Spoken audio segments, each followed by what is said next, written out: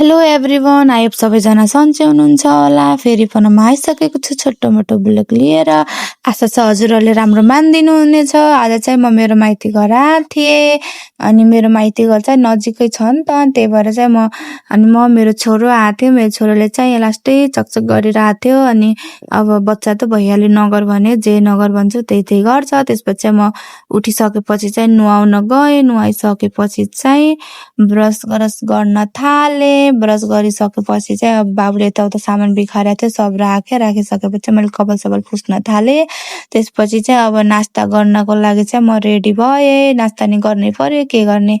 अनि नास्ता गर्न लागेँ। मम्मीले बिहान चाहिँ दुध गरम गरेर राखिदिनु भएको थियो। अनि त्यसपछि चाहिँ मैले दुध गिलासमा हालेर चाहिँ मैले पिएँ। मम्मीले रोटी सब्जी चाहिँ बनाएर चाहिँ राखेर जानुभएको थियो खाइहाल्नु भनेर। अनि त्यसपछि मैले चाहिँ रोटी सब्जी चाहिँ खान थालेँ। अनि खै नास्ता गरिसकेपछि चाहिँ म सुतिसकेको थिएँ। दिउँसो चाहिँ मम्मी आउनुभयो खानासाना खानको लागि। अनि खानासाना खानुभयो मम्मीले। अनि म हल्का बसेँ। त्यसपछि म साँझतिर चाहिँ घरतिर फर्केँ, म मेरो बाबु। अनि त्यसपछि चाहिँ मैले लुगाहरू सामानहरू केही पनि ल्याएको थिएन, किनभने नजिकै थियो नि त। अब बाबु थियो, अनि त्यो म बोक्न सक्दैन। अनि त्यही भएर चाहिँ म आइहालेको थिएँ। अनि त्यसपछि म आफ्नो सासू ससुराको त्यहाँ पुगेको थिएँ। हामी चाहिँ पहिला यहाँ बस्थ्यौँ।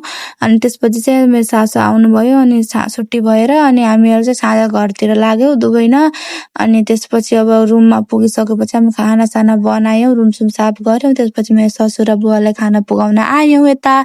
अनि म पनि आएँ, किनभने चाहिँ मलाई लुगा ल्याउनु थियो नि त दिउँसो। अनि त्यहाँ मम्मीको त्यहीँ राखेको थिएँ। अनि त्यसपछि साँझ अनि बुढाबुढी गएर चाहिँ लुगासुगा ल्यायौँ। अनि गफसफ गऱ्यौँ बाटोमै न। त्यसपछि कुराकानी गर्दै हामीहरूलाई चाहिँ पैसा निकाल्नु थियो। त्यसपछि चाहिँ हामी एटिएम गयौँ। एटिएममा गइसकेपछि पैसा निकालेर चाहिँ घरतिर लाग्यौँ। अनि मेरो बुढाले चाहिँ भन्दै हुनुहुन्थ्यो, यो साल चाहिँ कति छिटो गयो। मैले छिटो गयो भने त्यस्तै। अनि कुराकानी गरेर चाहिँ हामीहरू चाहिँ घरतिर लाग्यौँ।